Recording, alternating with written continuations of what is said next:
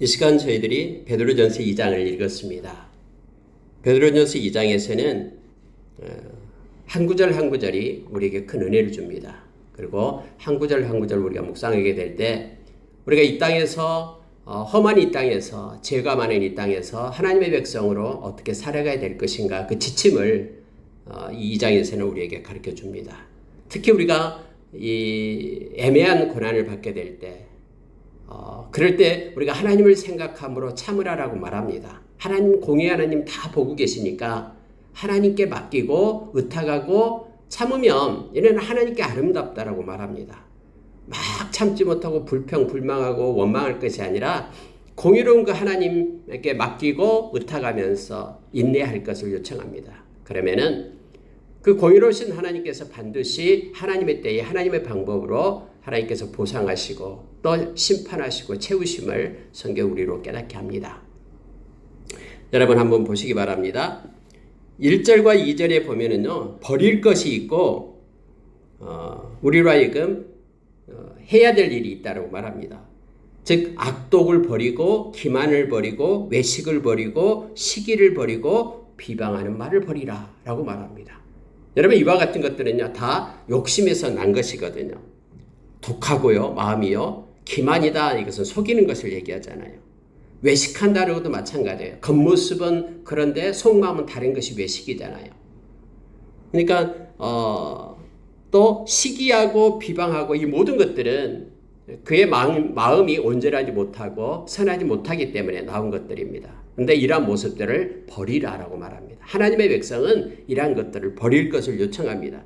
대신에 무엇을 사모해야 되냐면요, 2절에서 이렇게 말합니다. 순전하고 신령한 젖을 사모하라. 그럼 그 신령하고 순전한 젖이 너희로 하여금 구원에 이르도록 자라게 할 것이다. 우리의 속사람을 이렇게 자라게 하려면은 순전하고 신령한 젖이 있어야 된다고 말합니다. 그래서 갓난 아이들처럼 너희들이 그러한 신령하고 순전한 젖을 사모하지 세상의 방법인 악독과 기만과 외식과 시기와 비방 이것들을 가지고 너희 욕심을 정욕을 따라서 행하지 말 것을 먼저 요청을 합니다. 여러분 하나님의 백성에게 있어서 중요한 그 믿음의 성숙을 이루려면은 해야 될 것이 세 가지가 있다라고 그랬죠. 첫째는 뭐냐면요, 우리의 속사람이 이렇게 성령의 능력으로 강해져야 됩니다. 그러니까 속사람이 자라나야 됩니다. 이 속사람이 자라나지 않으면은 조금만 무슨 일이 닥치면 그냥 넘어져 버려요. 낙심하고 그렇게 주저앉습니다. 또 하나는 우리의 사랑의 영역이 확장돼야 됩니다. 우리의 사랑의 그 크기가 더 깊어지고 더 커져야 됩니다. 그래서 바울 사도는 에베소 교회를 위하여 기도할 때 저들이 그 사랑의 뿌리를 내리게끔 그 터전이 사랑의 터전이 견고하게 되게끔 그리스도의 사랑의 그 풍성함을 깨닫게끔 해달라고 이렇게 기도하잖아요. 그러니까 우리가 점점점 믿음의 성숙이 이루어질수록 사랑의 그 범위가 점점점 확장되고 더 깊어져야 됨을 말하고 있습니다. 또 하나는요, 거룩입니다. 거룩이라는 것은 하나님께도 가까이 가는 것을 얘기하잖아요. 그래서 어제보다도 더 하나님께 가까이 나아가는 거룩한 자로 우리가 세워져야 됩니다. 신앙이 성숙할수록 점점 우리는 거룩한 자로 그렇게 세워져 감을 알게 합니다. 우리가 마음에 있는 것들, 또 악한 것들, 기만, 외식, 시기, 비방을 버리고 순전하고 신령한 하늘의 것을 사모하고 그래야지 우리의 속사람이 성장하고 자랄 수 있다라고 베드로 사도는 우리에게 가르쳐 줍니다. 주의 인자하심을 너희들이 맛보았다면 그렇게 해라라는 거예요. 정말로 하나님이 나를 사랑한다라는 것을 알고 있다 그러면은 예수 그리스도가 나를 위하여 죽으셨다라는 그 놀라운 사랑을 깨달았다 그러면은 그 인자하심, 하나님께서 당신의 아들을 십자가에 줘서 우리를 살려낸 만큼 정말로 믿고 그 인자하심을 알았다 그러면은 그렇게 해라라고 말합니다. 3절에서 너희가 주의 인자하심을 맛보았으면 그리하라 라고 말하고 있습니다. 버릴 것 버리고 신령하고 순전한 젖을 사모하면서 말씀을 따라 살 것을 요청하고 있는 것을 보게 됩니다. 자, 여러분 저와 여러분은요 보배로운 산돌이신 예수께 나아가 산 돌같이 너희도 신령한 집으로 세워지고 예수 그리스도로 말미암아 하나님이 기쁘시게 받으실 신령한 제사를 드릴 거룩한 제사장이 될지니라 라고 말합니다. 여러분과 저는요, 성경에서 오늘 베드로 사도는 제사장이라고 얘기합니다. 왜냐하면 저희들은요, 하나님께 담대히 나아가서 예배할 수 있는 예배자예요. 그렇기 때문에 제사장이에요. 그런데 거룩한 제사장이다라고 말하고 있습니다. 하나님께 예배자는 제사장입니다. 구약시대에서는 제사장들만, 레위지파 제사장들만, 아론의 자손들만 제사장의 역할을 했잖아요. 그런데요, 예수 그리스도가 오신 후에 당신의 육체를 쪼개서 하나님께로 이 새로운 살 길을 내신 후에는 누구든지 예수 믿는 사람은 거룩한 제사장이 됩니다. 그래서 거룩한 제사장 된 우리는 하나님 앞에 나와 예배할 의무가 있어요. 예배할 권리가 있고요. 하나님께 예수님의 보혈을 힘입고 담대히 나아가 예배를 하는 것입니다. 점점점 예배하는 일들이 좀 어려워지잖아요. 코로나19로 인하여 점점점 예배하는 것이 어려워집니다. 그러나 이럴 때일수록 하나님께서 기회 주실 때 우리는 힘써 하나님께 진심으로 우리의 마음을 들여서 우리가 예배자로 서기를 원합니다. 지금 여러분, 저와 여러분이 하나님이 기쁘게 받으실 신령한 제사를 드릴 거룩한 제사장이 되었다라고 지금 말하고 있습니다. 다음에 여러분 9절에 보시기 바랍니다. 너희는 택하신 족속이요 왕같은 제사장들이요 거룩한 나라요 그의 소유된 백성이니 이는 너희를 어두운 데서 불러내어 그의 기이한 빛에 들어가게 하신 이의 아름다운 덕을 선포하게 하려 하심이라. 우리는 왕같은 제사장이라고 얘기합니다. 거룩한 제사장, 왕같은 제사장이 된 겁니다. 그러면 왜 하나님께서 저와 여러분을 불러서 하나님의 자녀 삼고 이렇게 제사장이 되게 했냐 그러면 오늘 말씀대로 하나님의 아름다운 덕을 선포하게 하기 위하여, 하나님을 자랑하는 자로 우리를 세우기 위하여, 하나님의 덕을 선포하고 찬양하고 그분께 경배하고 예배하는 자로 우리를 세우기 위함이다라고 말합니다. 우리가 이 세상에서 그래서 제사장 노릇을 해야 됩니다. 무슨 얘기냐면 하나님께 예배자로 서야 됩니다. 제사장에 있어서 가장 큰 것이 예배입니다. 하나님께 나와 제사 지내는 것, 이 예배 드리는 것, 이것이 제사장의 몫이죠. 자, 여러분, 예수 그리스도는요 보배입니다. 그래서 성경 뭐라고 얘기하냐면 7절에 보십시오. 그러므로 믿는 너희에게는 보배이나 믿지 않는 자에게는 부딪히는 돌이다. 여러분 보십시오. 예수 그리스도는요, 예수님을 믿는 저와 여러분에게는 보배로운 돌입니다. 보배로운 모퉁이 돌이에요. 보배예요, 보배. 예수님. 우리가 존귀한 것은 우리가 예수님이 우리 가운데 있기 때문에 존귀한 자가 된 거예요. 보배를 품은 질그릇인 것이에요. 그래서 우리가 존귀하게 된 것입니다. 그러나 예수님이 없으면요, 우리는 아무것도 아니에요. 예수님을 떠나서 우리는 아무것도 아니에요. 그래서 만약에 그러면 예수님을 믿지 않는 자는 뭐냐? 예수님이 부딪히는 돌이 된다고 말합니다. 8절에서 부딪히는 돌과 걸려 넘어지는 바위가 된다고 말합니다. 무슨 얘기냐면요, 예수님이 심판주가 되신다라는 것을 말하고 있습니다. 그들이 말씀을 순종하지 아니함으로 넘어지나니 이는 그들을 이렇게 정하신 것이라. 이 중요한 말씀이 나와요. 하나님이 그렇게 정해놨다라고 말합니다. 예수를 믿지 않는 사람들은 예수님 때문에 걸려 넘어지고 부딪히는 돌로, 그래서 심판을 받게끔 하나님이 정해놨다라고 얘기해요. 베드로서는 이걸 얘기하는 거예요. 이는 그들을 이렇게 정하신 것이라. 그러나 예수를 믿는 하나님의 백성들은 예수님이 보배로 모릿돌로 우리 가운데 거하신다라는 거예요. 그래서 예수님이 우리의 보배 되십니다. 그러나 믿지 않는 이들에게는 걸려 넘어지는 돌과 바위가 된다고 말합니다. 하나님이 그렇게 정해놨대요. 하나님이 정하면요 그대로 돼요. 왜냐하면 하나님께서는 전능하시고 전지하신 분이잖아요. 하나님은 변함이 없잖아요. 하나님이 말씀하신 것은 그대로 역사로 이루어지잖아요. 그래서 하나님이 그렇게 정해놨기 때문에 그대로 이루어지는 것입니다. 그래서 믿지 않는 죄가 불못에 던져진다라는 거예요. 무서운 죄거든요. 자, 여러분 11절 보시기 바랍니다. 사랑하는 자들아, 거루민과 나그네 같은 너희를 권하노니 영혼을 거슬려 싸우는 육체의 정욕을 제어하라. 베드로 사도도요 바울 사도와 동일하게 이 얘기를 합니다. 우리가 갈라디아서 5장 16절 이하에서 말씀은 너희들은 육체를 쫓는 삶을 살지 말고 성령을 쫓는 삶을 살아라. 자, 정욕, 육체를 쫓는 그런 소욕, 이것이 성령을 쫓지 못하게끔 한다고 말합니다. 그러니까 여기서도 베드로 사도도 그렇게 얘기하는 거예요. 영혼을 거슬려 싸우는 육체의 정욕을 제어해라 라고 말합니다.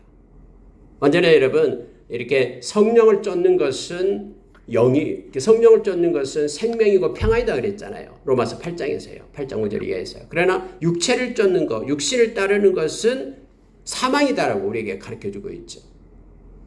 그렇기 때문에 영혼을 거슬려 싸우는 것이 육체의 정욕이다라고 얘기합니다. 그런데 이것을 제어하라라고 우리에게 말합니다. 거루민과 나그네 같은 너희를 권하노니. 베드로 사도는 그렇게 말합니다. 너희들은 나그네고 너희는 거루민이다. 잠시 후면 떠나가야 될 것인데 그 잠시 후에 떠나가야 되는 그런 육체의 정욕을 따라서 살아서는 안 된다고 말합니다. 요한 사도도 동일하게 얘기해요. 요한 1서 2장 15절에서 그렇게 얘기합니다. 세상과 세상에 있는 것들을 사랑하지 말라 이렇게 말합니다. 이건 육신의 정욕, 안목의 정욕, 이성의 자랑이다. 이건 근데 잠시 있다가 없어지는 것이다라는 거예요. 베드로 사도는 너희들은 나그네고 순례의 길을 가는 사람이니까 이것에 집착해서 이거 붙잡지 말라라는 것입니다. 너희는 성령의 사람이기 때문에 성령을 쫓아서 너희 영혼을 위하여 살 것을 성경은 우리에게 가르쳐주고 있습니다. 그러면서 너희들은 정욕을 따라서 탐심을 부리면서 그렇게 살지 말 것을 말합니다. 선한 일을, 하나님이 기뻐하는 선한 일을 행할 것을 말합니다. 아까 1절에서 말하는 것처럼 이렇게 기만하고 외식하고 시기하고 비방하고 악독한 그런 모습을 보이지 말 것을 말합니다. 왜냐하면 너희들이 선을 행함으로 인하여 하나님께 영광을 돌리는 사람들이다라고 말합니다. 우리가 여러분 마태복음 5장 13절 이하에서도 예수님께서 그렇게 말씀했잖아요. 너희는 세상의 빛이다. 세상의 소금이다. 그래서 세상이 너희들의 선한 일을 보고 선한 행위를 보고 하나님께 영광을 돌린다라고 말합니다. 저 사람이 예수 믿는 사람이기 때문에 다르다라고. 그렇게 하나님께 영광을 돌리게끔 선한 일을 하라라고 말합니다. 심지어 여러분요, 베드로사는 이걸 얘기합니다. 인간의 모든 제도, 예를 들어서 왕이나 총독, 그들에게 바로 선을 행하라라고 말합니다. 그들의 말을 들으라라고 얘기합니다. 인간의 모든 제도를 주를 위하여 순종해라 라고 말합니다. 왕이든지 총독이든지 하나님께서 권세를 줘서 그들을 세웠기 때문에 그들의 제도를 따라서 해라라고 말합니다. 여러분, 그런데 우리가 여기서 일반적인 것은 이게 맞습니다. 그런데 만약에 이 왕이나 총독이 하나님을 떠나게 하고 말씀을 못 믿게 하고 그렇게 된다면 어떻게 해야 됩니까? 아니, 당연히 하나님의 말씀을 붙잡고 살아야 되겠죠. 베드로 사도가 그렇게 얘기했어요. 여기서 베드로 사도는 지금 인간의 모든 제도를 주를 위하여 순종해라. 그래서 왕이나 총독에게 순종할 것을 얘기하잖아요. 근데 베드로 사도가 사도행전 5장 29절에 보면은요, 사내들인 고용들 앞에 딱 섰어요. 그들이 막 매로 때렸어요. 다시는 예수의 이름으로 말하지 말아라고 얘기했어요. 그런데 베드로 사도가 거기서 뭐라고 얘기하냐면요, 하나님 말씀 순종하는 것이 더 맞다. 이렇게 얘기해요. 여기서는 지금 왕과 총독에게 순종해라라고 얘기하잖아요. 근데 이 왕과 총독이 하나님 말씀을 순종하지 못하게 하면은, 삼충되면은 당연히 하나님의 말씀을 순종하는 것이 옳다라고 지금 베드로 사도가 그렇게 정하고 있음을 보게 됩니다. 일반적인 원칙일 때에는 하나님의 법과 이렇게 충돌하지 않는 상황 속에서는 인간의 제도에 순종하는 것이 맞습니다. 우리가 그래서 대통령을 위해서도 기도하고요. 또 이렇게 인간에게 또 세금도 내야 되고요. 포탈하지 그 세금을 갖다가 불법으로 세금을 포탈하지 않고요. 이렇게 이거 해야 됩니다. 그런데 만약에 하나님의 말씀을 떠나게 하고 하나님을 못 믿게 하고 하나님의 말씀과 상충될 때는 당연히 우리는 하나님의 말씀에 순종해야죠. 우리 하나님의 종들이니까요. 그래서 이것과 여러분 서로 구분을 해야 됩니다. 이게 잘못하면 안 됩니다. 자, 너희가 자유가 있다라고 말합니다. 그런데 그 자유가 있으나 자유를 가지고 악을 가리는 데 쓰지 말고 하나님의 종과 같이 자유를 잘 사용하라라고 성경은 말해주고 있습니다. 그러면은 우리 자유를 가지고 어떻게 하냐면 사람들을 공경하고 형제를 사랑하고 하나님을 두려워하고 왕을 존대하라라고 지금 성경이 말하고 있습니다. 17절에 그렇게 말하고 있습니다. 너 자유로 악을 가리는 데 쓰지 말고 그걸 가지고 하나님의 종처럼 하나님 앞에 진실한 순종하는 종처럼 그렇게 사는데, 하나님의 종들은 사람들을 공경한다, 형제를 사랑한다, 그리고 하나님을 두려워한다, 또 왕을 존대한다. 왕이 권세를 줬기 때문에 하나님을 인정하는 삶을 살 것을 그렇게 요청하고 있는 것입니다. 그러면서요, 사환들을 향해서 이렇게 말합니다. 사환들아, 범사의 주인에게 성실하게 잘 섬겨라. 주인을 이렇게 말합니다. 주인이 볼 때는 막 성실한 척하고 그 주인이 보지 않을 때는 그냥 아무렇게나 살고, 이렇게 하지 말라라고 말합니다. 성실하게 해라. 그래서 선을 베풀으라고 말합니다. 심지어 여러분요, 18절에 보니까 이렇게 말합니다. 관용하는 자들에게만 아니라 또한 까다로운 자들에게도 그리하라. 부당하게 고난을 받아도 하나님을 생각함으로 슬픔을 참으면 이는 아름답다. 그러니 사람이 보든 보지 않든, 주인이 뭐라고 하든, 까다롭든 까다롭지 않든, 너가 너 할 일은 성실하게 해라라는 거예요. 이것이 성경이 우리에게 가르쳐주는 내용입니다. 아무리 나라가 왕이 그렇게 폭군이고 왕이 뭐 나쁜 그런 일을 하고, 뭐 왕도 개판이니까 우리도 뭐 마음대로 살아도 되지, 이게 아니다라는 거예요.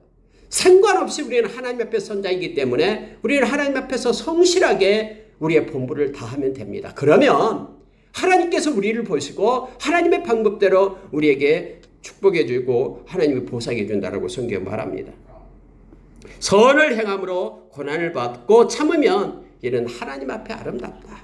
하나님의 칭찬과 하나님께서 다음에 잘했다 충성된 종아라는 그런 하나님의 말씀을 우리가 듣게 됨을 성경은 가르쳐 줍니다. 근데 성경은요, 더 나갑니다. 자, 보십시오. 21절이요. 이를 위하여 너희가 부르심을 받았다라는 거예요. 이 땅에서 고난받을 때 하나님을 생각함으로 참게끔, 믿음으로 그렇게 인내하면서 살게끔 너희가 부르심을 받았다 하면서 우리로 하여금 예수 그리스도를 본받는 삶을 살 것을 요청합니다. 너희를 위하여 고난을 받으사, 누가요? 예수님이 너희를 위하여 고난을 받으사 너희에게 본을 끼쳐 그 자취를 따라오게 하려 하셨느니라. 그는 죄를 범하지 아니하시고 그 입에는 거짓이 없으시며 욕을 당하시되 맞대 욕하지 아니하시고 고난을 당하시되 위협하지 아니하시고 오직 공의로 심판하는 이에게 부탁하시며 친히 나무에 달려 그 몸으로 우리 죄를 담당하셨으니 이는 우리의 죄에 대하여 죽고 우리로 죄에 대하여 죽고 의에 대하여 살게 하려 하심이라.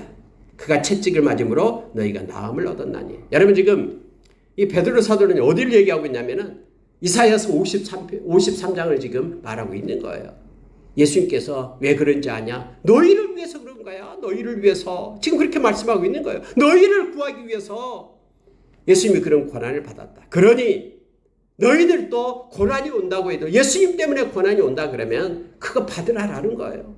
그거 피하지 말고 그거 받고, 애매한 고난이 와도 그렇게 말하잖아요. 부당하게 고난을 받아도 하나님을 생각하면서, 예수님을 생각하면서 그걸 참으라라고 얘기합니다. 여러분, 우리가 히브리서 12장에 대해서 잘 알고 있잖아요. 히브리서 12장 2절 3절의 말씀을 보면은 이렇게 말하고 있죠. 믿음의 주여 또 온전하게 하시는 이인 예수를 바라보자. 그는 그 앞에 있는 기쁨을 위하여 십자가를 참으사 부끄러움을 개의치 아니하시더니 하나님 보좌 우편에 앉으셨느니라. 너희가 피곤하여 낙심하지 않기 위하여 죄인들이 이같이 자기에게 거역한 일을 참으신 일을 생각하라. 예수님의 십자가의 고난을 예수님이 견뎌내고 참는 것을 우리가 생각하면 우리의 삶이 어쩐다는 겁니까? 우리가 피곤해서 낙심하지 않는다라는 거예요. 우리는 피곤하지 않고 낙심하지 않는 그 이유가 뭐냐면 주님을 바라보면 된다라고 지금 말합니다. 우리를 위하여 예수님께서 그러한 십자가의 고난을 참으셨다. 부끄러움을 개의치 않았다.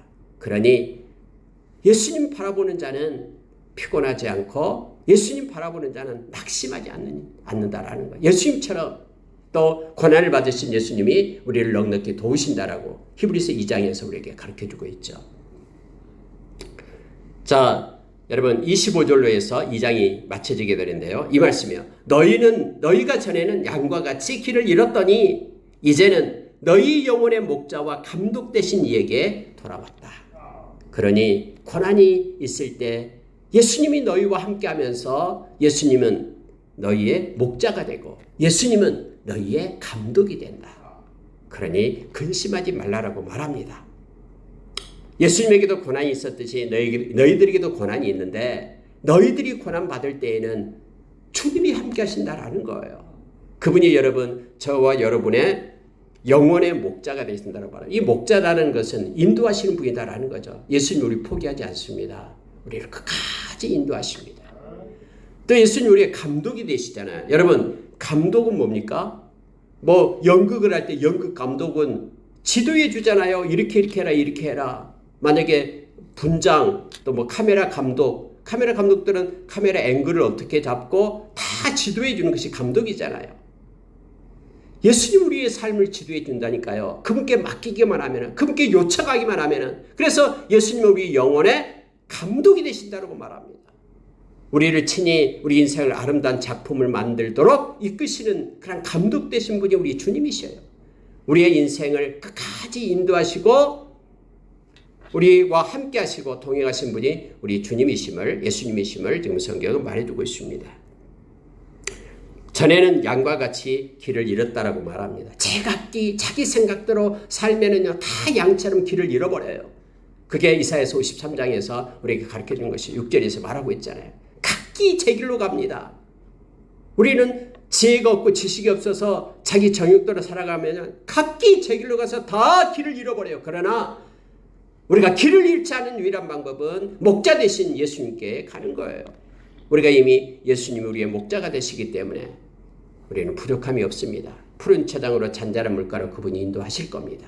그래서 우리는 내가 너희를 떠나지 않고 버리지 아니하리라. 히브리서 13장 5절의 말씀처럼 주님이 우리와 함께하면서 우리 영혼의 목자가 되고 우리 영혼의 감독이 되어서 우리 끝까지 보호하심에 인도하심을 알게 합니다. 베드로사도 이걸 가리키면서 너희들이 고난이 올 때 낙심하지 마라.